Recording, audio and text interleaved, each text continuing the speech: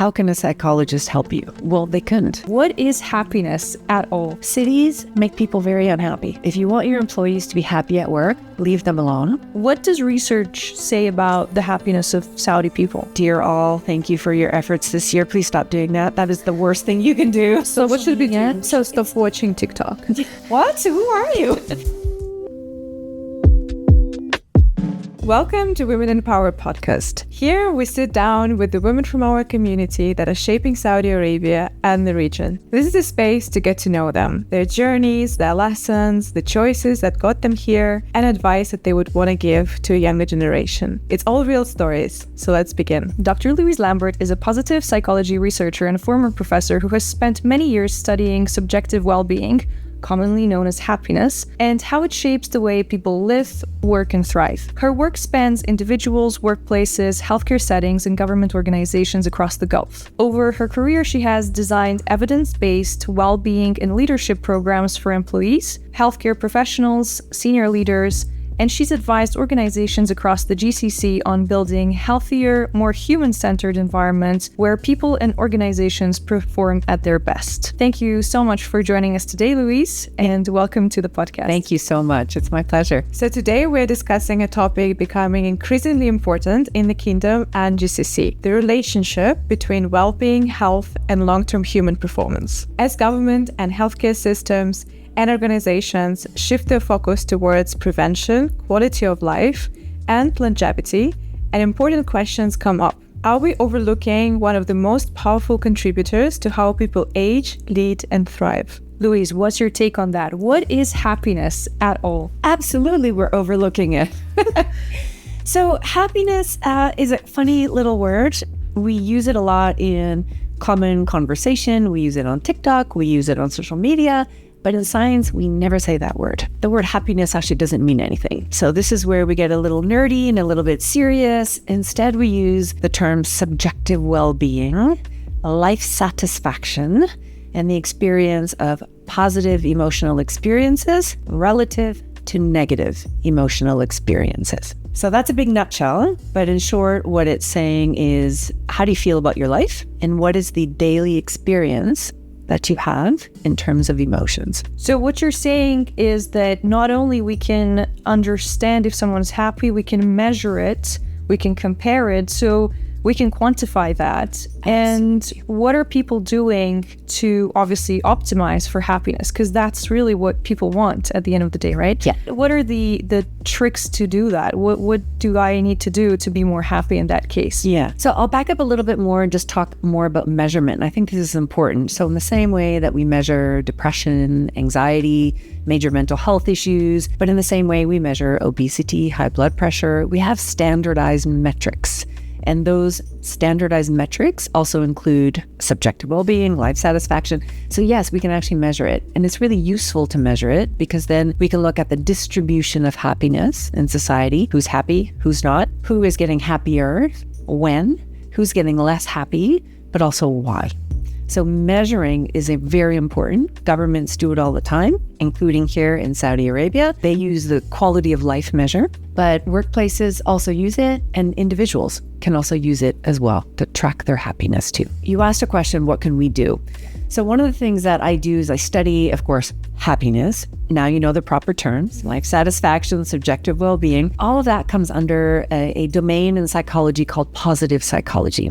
Now, positive here doesn't mean be positive. Nope, that's not what it means. But the key word is really psychology. And we just added the word positive because, in short, we're looking at the other half of human experience. So if we think about mainstream psychology, or how most people understand psychology, and we think depression, anxiety, major mental health issues, and it was that for a really long time.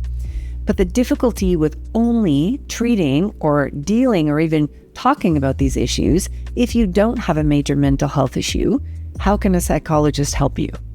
Well, they couldn't, because there was nothing wrong with you. That means there's a whole bunch of people in society that are actually not getting the benefit of science, the benefit of psychology. And so positive psychology really reoriented itself and said, all right, we already know how to use science. We know how to use metrics. We know how to measure things. We also know how to do treatments, interventions, diagnostic guides. But how about instead of only measuring what makes life miserable, what if we looked at what makes life meaningful?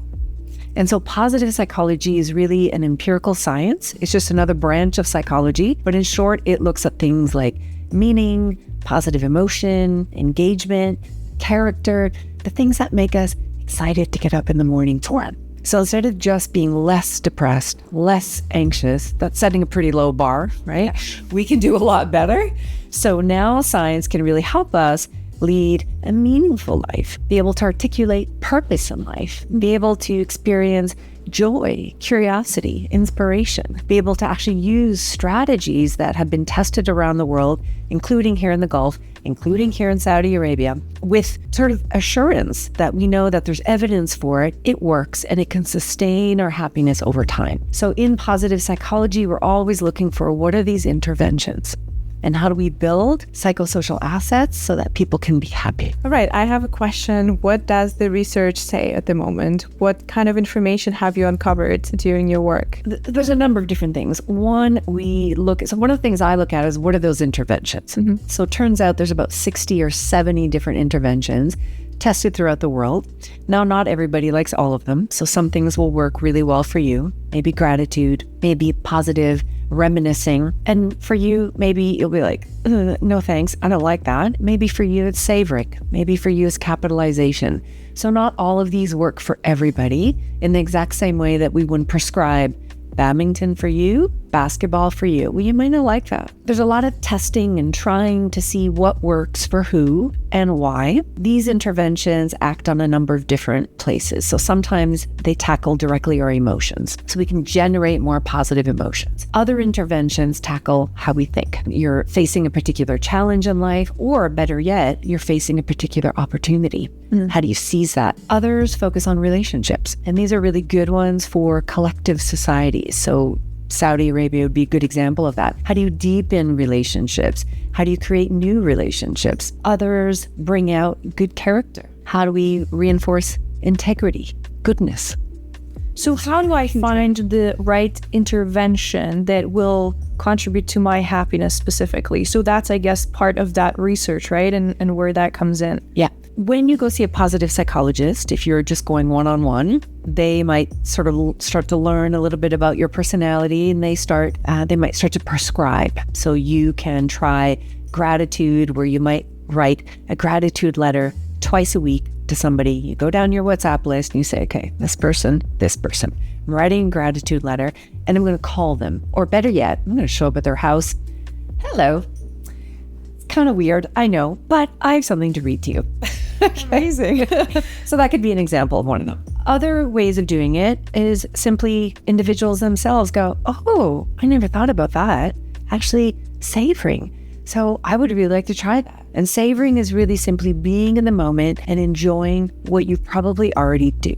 So for example, this morning I went to Starbucks. You could just have a quick Starbucks, gulp, and be on your way. Or you could really go, you can notice it, how it smells, how it tastes, the warmth on your hand from the cup, and just kind of think about what memory brings up for you. It doesn't actually take any extra time, and these are very tiny little interventions. But again, we test all of these to see, do these really make a difference? Now, just like going to the gym once isn't going to get you a complete state of health, so same with happiness. You don't just do it once and then, okay, you're good, okay? But it's a regular practice. So just like you go to the gym or just like you do yoga, you could actually do happiness classes where you focus on these little moments that you cherish, or you do some activity or you develop a skill, really, because it is a skill that just allows you to practice it further, and then that ultimately over time will contribute to a greater level. So it becomes a habit, it becomes part of your lifestyle, but also now your baseline has increased, and now that is your new level of happiness. Probably what we're going to talk about next, though, is why be happy? what are the benefits of that? Because I mean, happiness is quite useful, as you can imagine. So countries want their citizens to be happy from like a, global perspective. Companies want their employees to be happy. Family members want other family members to be happy because, it kind of rubs off you. So you want your kids to be happy. You want your colleagues to be happy. So you want to surround yourself with happy people in general. And the productivity of those happy people increases. So, I mean, there's so many different effects that happen when we're dealing with happy people, right? So it's in the interest of a lot of groups. Who is it the most important for? Let's start with maybe the companies, because there is this whole trend of making workplaces a better place, increasing and measuring and tracking that productivity, because that is the expected outcome, the retention of employees. So how do companies approach that now, and what are the newest trends, right? Because I feel there's also waves of different activities that employers give to their employees. Yeah. What can you say about that? So happiness, so this is where we start to think about happiness a little bit differently. So at an individual level, it's how you feel on a moment-to-moment basis, but also how you think about your life. Happiness in the workplace, here we change the word a little bit because it kind of makes you think of, lots of smiley face people eating pizza and, having parties, right? And that's not really what we're looking for. So in the workplace, really what we're looking for is a more general organizational well-being. So there we define it a little bit differently. It's really how you feel at work. So maybe not those high positive emotional experiences, but how you feel in the sense of, do you feel safe? Do you feel seen? Do you feel heard? Do you feel that you matter? Do you feel that people actually care that you're there? Do you feel noticed? Or do you go 3 days without saying hi to anybody? So that's how it gets tracked at work, is really the employee's experience. How do you feel when you are there? We also track it through relationships. So I think we've all had experiences where you've been in a workplace and you just think, one more day, how am I going to get through this?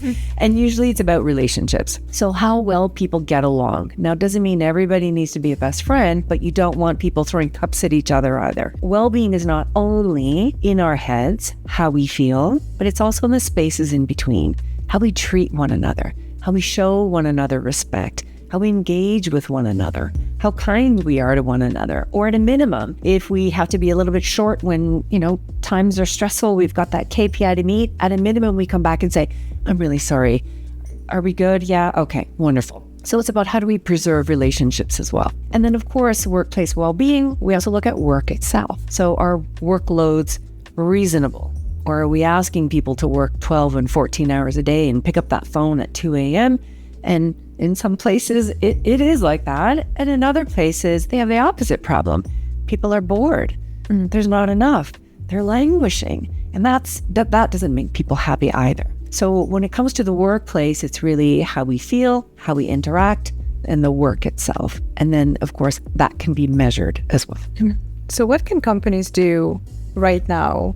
Maybe we can mention 3 different things that they can look at to hopefully make their employees a bit happier and feeling better at work. I'm going to say something a little bit counterintuitive. If you want your employees to be happy at work, leave them alone and deal with your managers.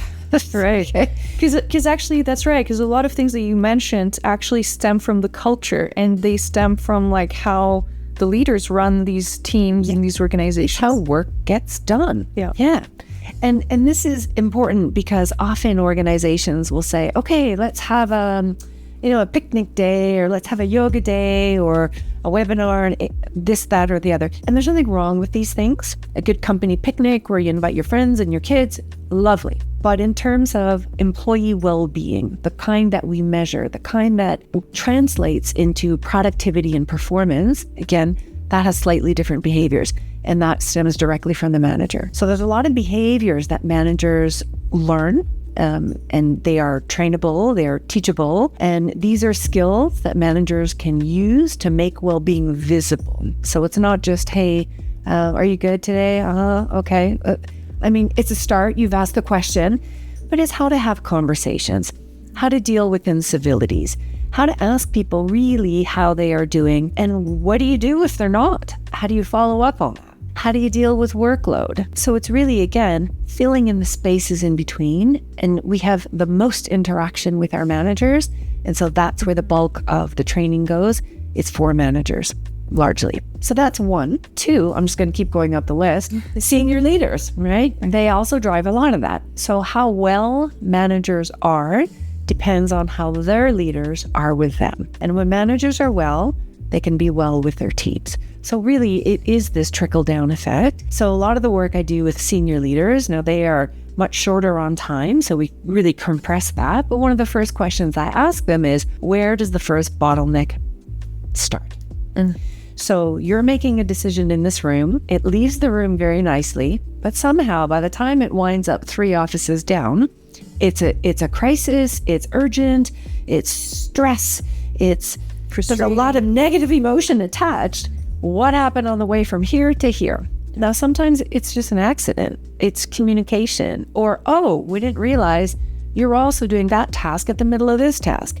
Sometimes it's just how things are said. Sometimes it's workload. Other times it's recognition. Do we appreciate people and not the, dear all, thank you for your efforts this year. Please stop doing that. That is the worst thing you can do. Okay. But it's on a weekly basis. I saw what you said in the meeting this week. You were fantastic. You saved us. Thank you. I'm so happy that you're on my team. It goes a long way, right? Oh, that goes a long way. So these are not hard behaviors. It's just that when stress happens, when there's a lot to do, it's the first thing that we forget. So it's really baking it into the system so that we don't have to rely on pizza parties every Friday, right, or every Thursday or whatever. And what about the feeling of agency? Because for me, I can say that this is extremely important to understand that what I'm doing actually serves some higher purpose for the company, for the world. So a new study just came out this week, which I wrote about on my LinkedIn, but it's really looking at enjoyment at work. Work needs to feel good. If you feel miserable every day that you leave, you're probably not going to last very long. Work also needs to be meaningful in some way.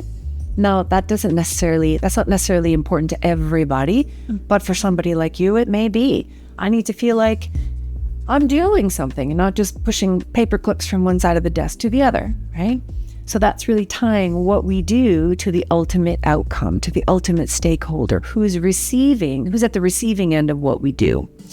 And in Saudi Arabia, you're building a nation. That is incredibly meaningful. So tying back the work to the bigger vision. The other one is also autonomy. So giving people choice. How do you want to work? Do you want to do that this morning, this afternoon? Do you want to do it this way or that way? But giving people a bit of control over what they do. And these are other ingredients that lead to well-being at work. So let's talk a little bit now from like a country perspective. So there's obviously the country rankings of happiness, right? Yeah. Are they real? Are they true? Can you give some? They are. Yeah. So it doesn't necessarily mean that if your country ranks high, that everybody in it is happy, right? So these are overall averages. And it's not just about happiness, right? That is one of the 6 questions. So there's 6 different factors. One is lifespan. The other one is GDP. So GDP plays a big role. The higher the GDP, generally people are happier because they're struggling less. Generosity. If a wallet was left somewhere, how many people actually return that? Or do people just steal it and go home? Because this leads to social trust. And to safety, I guess also, right? To some extent, which... Yeah. So this is where psychologists kind of get a little sneaky. We can, just by leaving a few things around, right? But to kind of look at, if you did that in every single country, and if you did it 1,000 times, that's a factor in, can I trust people around me? And it turns out that social trust actually is a huge contributor to happiness. I've forgotten where I am with my variables there, but another one of the questions is the question on life satisfaction. Are you satisfied with your life? And that really speaks to good governance. Right. So when people start saying, no, I'm not, then you can probably guess, is there a lack of electricity? Not enough jobs? Is there violence? Like these are then become structural issues within a society. So these factors actually do tell us about the conditions in a society that help a person be happy. Now, after that, individually, it's up to them, but those are the government factors. So looking at those criteria, it seems like Saudi Arabia is fairly high in terms of like safety, growing GDP and stuff like that. So let's take a closer look at Saudi right now. So it's a fairly young population. What does research say about the happiness of Saudi people? So when it comes to age, this is actually very interesting. So generally, Saudis are happy so specifically the question is called Cantrell's ladder, and that's the question on life satisfaction. Actually, people are generally very happy, and that would make sense. So many changes going on in Saudi, Vision 2030, you've got this project, but all of the new changes for women in particular, for work, autonomy, freedom, choice. I mean, it's stunning, right? So we would expect that people see and rate their future as very positive. Yeah. And on that question, how do you see your life in the next 5 years? They do score very high. So measuring happiness is one thing. Another thing that we also measure is mental health issues. That's a different thing. So now this is the presence of depression, anxiety, major mental health issues. And here actually Saudi Arabia also does pretty good. So generally mental health issues are 1 in 5. That's about the global rate. Saudi Arabia is a little bit below that. So it's doing fine. And these, we kind of expect that these are everywhere. Yeah. So some of this is a little bit genetic. Some of it is life circumstances. Some of it is social. I mean, there's a lot of contributors to that. So we kind of tend to focus on what is it that we can change. So I would say generally Saudis are doing really well. Okay. On the happiness side. Amazing. And what about different generations? Because I believe there is a difference in terms of happiness and well-being across generations. What's happening with Gen Zs at the moment? Yeah. So Gen Zs are doing that well globally. So generally we see what's called a U-shaped curve when it comes to happiness. Young people, I mean, of course they're happy. They're playing, they're, hanging out with their friends. What do they have to be sad about? They don't have to pay for groceries. Exactly. They're not paying for anything. They're not paying any of the bills. So generally they're very happy. And then, as life goes on and now you're at work and you're paying bills and now you're getting married and now you have your own kids and now you're also taking care of your elderly parents. This is a really hard spot. So this is kind of what we call the midlife crisis. So we used to joke about it, but actually it's true. Okay, so there it is. And then eventually your kids finally leave, get married, go to university, you stop paying for them, okay? And, happiness actually goes up again at the end. So we have lots of things to look forward to. Every year, again, in the World Happiness Rankings, also Gallup World Poll, they also measure positive emotions, negative emotions. We have lots of big population health statistics for mental health. And this year, for the first time, the trend is kind of like here. So young people are starting low and they're kind of staying there. So this is a problem. And what a lot of researchers are saying is, look at when that trend started. And it corresponds almost perfectly with social media. Right. And so here's where we're starting to see different factors. So youth are facing a very different future. Social media, TikTok, it's not good for us, especially if you're spending hours and hours. Now we've got AI. Now we've got, all these huge social changes. Life is looking very different for them. That isn't a doom and gloom story, but what that means is we need to start doubling down on happiness. We need to start teaching skills for happiness in schools. We need to start bringing in skills for happiness and well-being in workplaces. We need to start making happiness a priority, which Saudi Arabia has done. So it's already halfway there. And now it's about what are these skills and how do we start articulating these and really embedding them in every single thing that we do, including health and healthcare. So Louise, hypothetically, if you were a president of a country, you want your citizens to be happy, so you can influence anything. All the ministries are yours. So what do you start with, and what are the 3 key decisions that you do now to make sure your citizens are happy? Especially taking into account the fact that Saudi Arabia, more than half of the population are under 30. Yeah.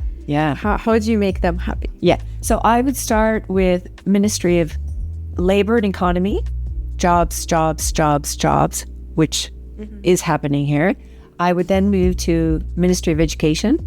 So literally teaching these psychosocial assets, grade 1, grade 2, grade 3, grade 4, in an age developmentally appropriate way that changes with them as they grow. But that also teaches life skills around work, around relationships, about health, around just how to manage life, how to manage money, how to manage AI. There's a lot to manage. And then I would also look at, strangely, but not strangely, urban planning. Wow. How do we design our cities, right? Cities make people very unhappy. I guess more walk spaces, more third spaces. I mean, I had to take a taxi to come here. It's literally 800 meters. Yeah. Because I couldn't, there's no sidewalk, Yeah. right? Yeah. So building cities that people can use effectively for mobility, but also for exercise. When there's sidewalks, there's trees, there's shade, there's nice places to go, people use them and people exercise. But also people like living in nice neighborhoods, which generally also includes trees. And trees are just nice things to look at, but actually the more green space we have, the rate of mental health issues in a 500 square meter plot is less. So we can also track mental health issues by postal code. Fascinating. And track it with how much greenery is in the neighborhood. So green spaces reduce mental health issues, help us be physically more active, but also make us happier. They also make us kinder. So when we're in a beautiful park, green space, we walk slower, we say good morning. When you walk in a spot that's, spray painted, graffiti, broken windows, you just get home. You don't even look at anybody, right? So our spaces really have a huge impact on us. So those are the three ministries I'd take over. And what about healthcare? How can states influence healthcare? So healthcare is interesting. So there's, like mental health, like psychology, we've often focused on what is going wrong. Illness, disease, mental health, problems. Healthcare is having a bit of a revival as well. So yes, we have to look at disease and illness because that is what is there. But there's a way, can we prevent? Can we promote good health? And surprise, surprise, the research is increasingly saying, yes, we can. So this is where AI is really having a moment because we can start tracking biomarkers, but we can also start tracking people well before they get ill, follow their data, and now we can see if the average, and I'm just using an example, if the average age of a heart attack is 62, now we backtrack over maybe 300,000 people, and we see what was the earliest symptom that we could spot, and that's exactly where we need to intervene now. So we're starting to use data a lot better. We're starting to focus on prevention because Saudi Arabia, but the entire Gulf is very young, but that means there's going to be a lot of old people at some point, and it's going to be a really big group. So now is the perfect time to be thinking about longevity, health, promotion, prevention, so that we don't get all these young people who are healthy now, not healthy then. So this is going to be so costly. So what would you track with young people so that, that gives you some sort of indication? Like what are the kind of key metrics or the key kind of flags that you'd look at? Yeah. So I'm not a medical doctor, but I mean, again, just off the top of my head, different biomarkers. So glucose, and there's a lot of different genetic markers you could be looking at. Simple things: who's got high cholesterol, high blood pressure, obesity, BMI, and there's a number of other more sophisticated tests. I would also add, and this is where the research is equally getting interesting, is I would add measures of life satisfaction, subjective well-being, positive and negative emotional experiences. Because here the research is getting very strong in showing that happier people, happiness drives health outcome. So a lot of studies are now saying actually happiness causes health. So for a long time we said, yes, they're correlated, but now we're getting even better at that direction of influence and saying actually happier people are healthier. They do live longer. They do have fewer cardiovascular events. So the research is getting very compelling and getting more and more of it. And what about the other way? Does physical health drive mental health? It does. Yeah, absolutely. So that direction continues to stay. So if you want to get happier and healthier, go for a run. because a run will do both. It will make you physically healthy. It will also make you mentally healthy. It probably just make you happier as well because you're out singing in the birds and hopefully there's trees and shade and whatnot. But what we know is that as much as happiness drives health, and it is, when you are happier, you have less inflammation, less wear and tear on your cardiovascular system. What we call the allostatic load, it's just a big fancy word for stress, unnecessary stress on your body from negative emotions in part, that is reduced. Again, happiness physiologically drives some of these positive health outcomes, but also happier people engage in more positive health behaviors. And again, this is causation, not correlation. So now studies are showing that happier people are more likely to go to the gym, exercise, eat fruits and vegetables, not smoke, actually listen to what their doctors tell them, but also take an interest in their health and are more likely to take the actions necessary to be healthy, which reinforces happiness as well. So they are more responsible for themselves because they already feel quite good in their mind. Yeah. And I guess if you're happy, like you kind of want your life to be longer because you cherish it, because you love life, and so you want it to go on longer. Yeah, and even just on a shorter time scale, happiness is energizing. Yeah. When you're happy, you want to hey, let's go for a walk or let's do something. When you're unhappy, you just want to lay on the couch, ice cream, Netflix. Be miserable. The end. Be miserable. Exactly. And that's actually really bad for your health, it turns out. True. And since we're on the topic of longevity, that's a very everybody speaks about longevity at the moment. Everybody wants to promote and extend their life, but how do we extend the good years, right? Does mental health have something to do with this? Yeah. There's a number of things that we can do to extend goodness to life, if you will. So a couple of factors have come out specifically under the rubric of positive psychology. So in fact, lifestyle medicine has included one of the pillars of longevity, and it is positive mental well-being. And that distinction is important because, again, mental health is depression, anxiety, whatnot. And here we're adding these psychosocial assets to strengthen our mental state. From that, there's a number of different factors that we can derive to get those health outcomes. One of them is optimism. And it's kind of, we think, oh, optimism, really? But honestly, yeah. So when you're more optimistic in life, it turns out that for women, so one of the studies that I looked at was comparing men and women at the age of 50. So women who are more optimistic relative to those who are less optimistic live longer by 6 years. Now, you might think, wow, that's a lot. Wait till you hear the men. They get 20. Wow, okay. Now, they also die sooner than women, right? So I'm assuming if you're optimistic, maybe you're listening to your wife more and you're not taking these awful risks and, So how do you become optimistic? Yeah, can you learn to be optimistic? Yes, you can. I'm the perfect example. So I'm not naturally optimistic, but I force myself to be. Mm-hmm. And optimism is about saying, okay, you know what? Maybe that will happen. Maybe you're right. Maybe that bad thing will happen. So while you're here, why don't you go ahead and prepare for that, plan so that it doesn't happen. But while you're here, why don't you also think about what if it does work out? So you can fake it till you make it with optimism. But you're not really faking it because you really are asking the question, what if this works out? Okay. What if this goes well? Oh my gosh, what then? Convince yourself. Right, yeah. And it's really about asking a different question. So being pessimistic isn't always bad because it helps you to look for, the risks and the things that could happen. And we want to be prepared in life. We don't want naive optimism like, oh, nothing bad will ever happen. Well, bad things do, right?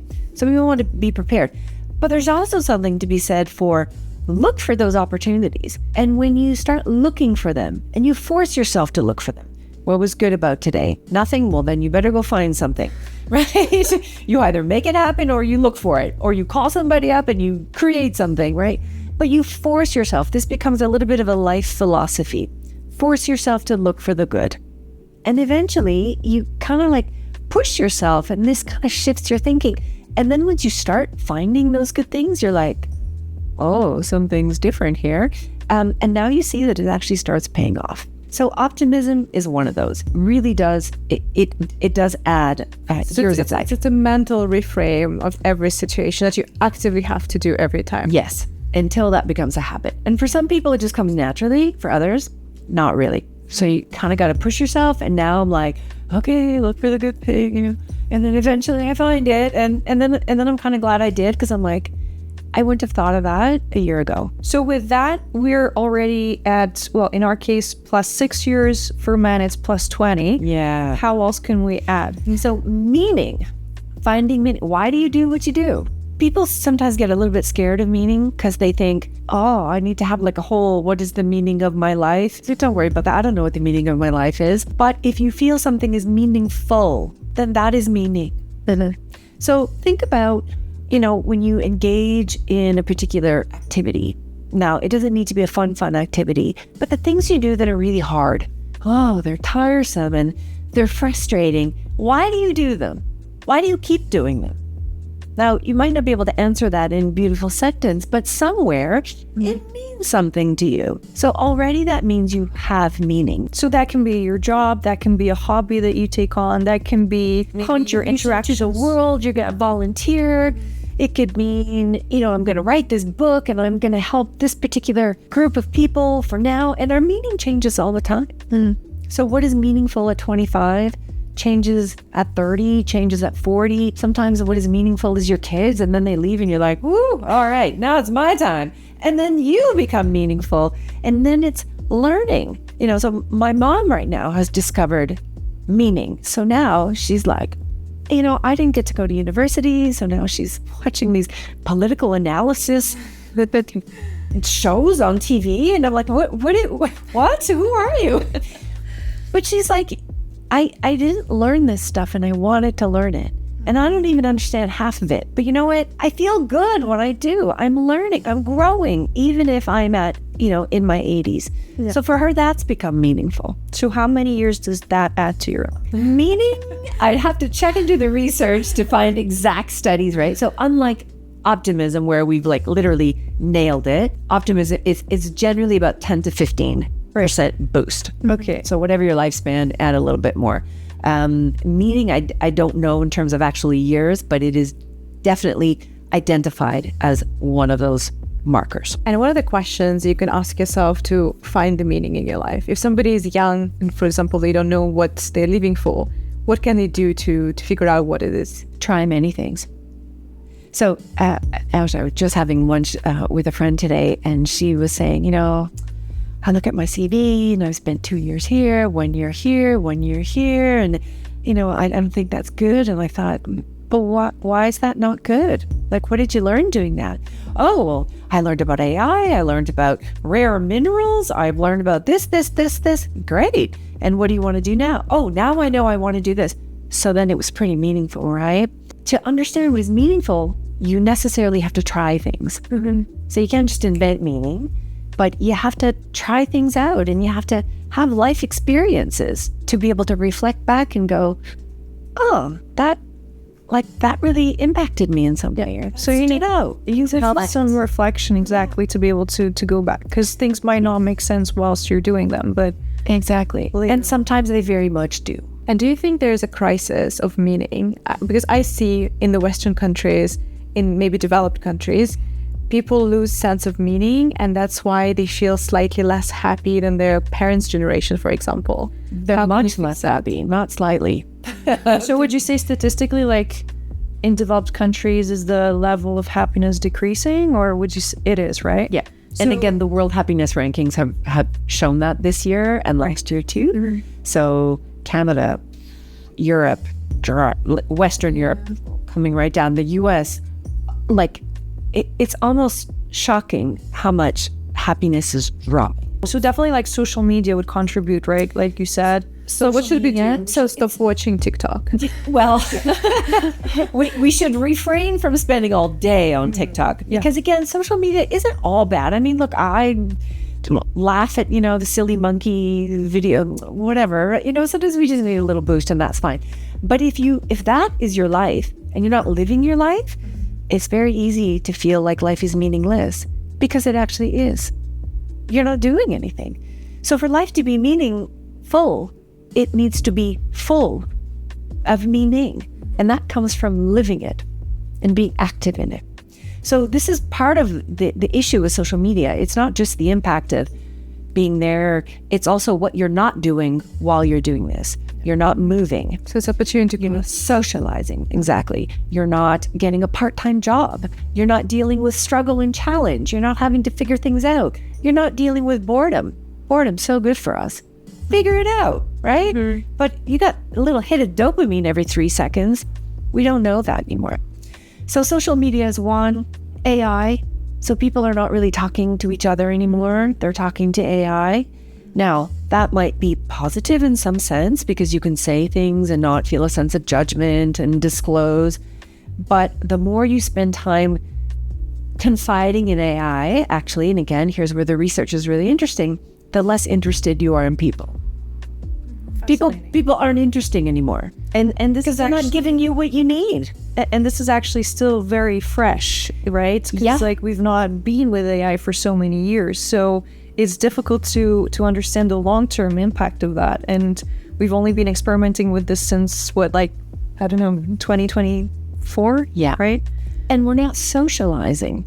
So a lot of young people are just not spending time with one another anymore. So if you're on AI all the time, that's saying, oh, great, yay, hi, so it's encouraging you. How do you learn to deal with disagreement? How do you learn to figure out, to feel empathy? How do you learn to say, well, are you okay? Think about what could this person be feeling, right? AI doesn't prompt us to have those friction points to become human. And I guess that as researchers, you're going to have a lot of work to try to figure out the aftermath of AI on human psychology, on the behavior. There's a lot going on happiness space as well. So I think this is going to be an absolutely fascinating area to follow because it will impact everybody ultimately, whether it's, at work, whether it's, I've seen the other day how apparently programmers in Silicon Valley now, they're talking to these weird kind of like elephant trunks so that they can do it in an open space, but not disturb their colleagues. So they just said, so, this is how isolated, people have become. I don't know whether that was just a joke or, if that's a real thing. I would not be surprised at this point, but, because you're just whispering and prompting like, your computers, and people had open spaces instead of closed offices. And so, it's crazy kind of how this is going to impact, the workspace, the working habits, the behaviors and everything. And the irony is that we're becoming lonelier the more we use it. Mm-hmm. Yeah. So we feel close, we feel understood, but then you disconnect from everybody else. Yeah. We feel happy because we're productive, but maybe that's not really happiness, right? It's just a sort of temporary boost because we just get something done, but ultimately it's going to really change the social dynamics within the workplace. And again, I think, this is very similar to social media in that sense too, right? So social media, technically, it connects you with so many people, but then also keeps you so isolated if you're just there scrolling and getting those little dopamine bumps. What it gives on one hand, it takes on the other. Correct. Yeah. So would you say having a community, family, extended family is beneficial for your mental health? It is. And this is where collective societies have a very definite advantage. You belong, whether you want to belong or not. Right? You have no choice. You belong. There's safety there. There's identity there. You are of this group, and this group has your back. And that drives how we feel about ourselves, how we think about ourselves, who we think we are. And it also drives, getting support. Whereas in more individualistic countries, sometimes we have to work a little bit harder.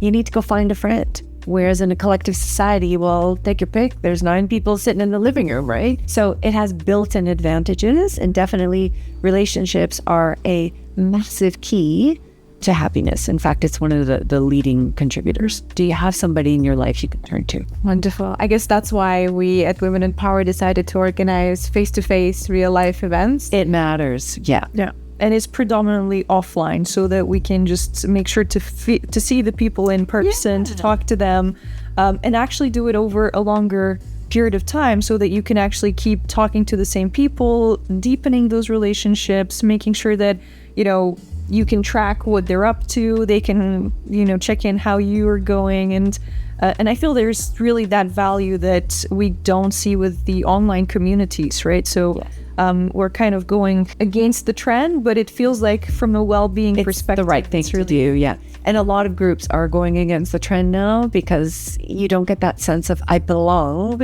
in a community of 10,000 people online. Right. It's not possible. Yeah. And then keeping it local, keeping it kind of, on purpose, sort of confined to a specific city. For example, in our case, that's very helpful to do from a scientific perspective. Keep it up. Going in the right direction.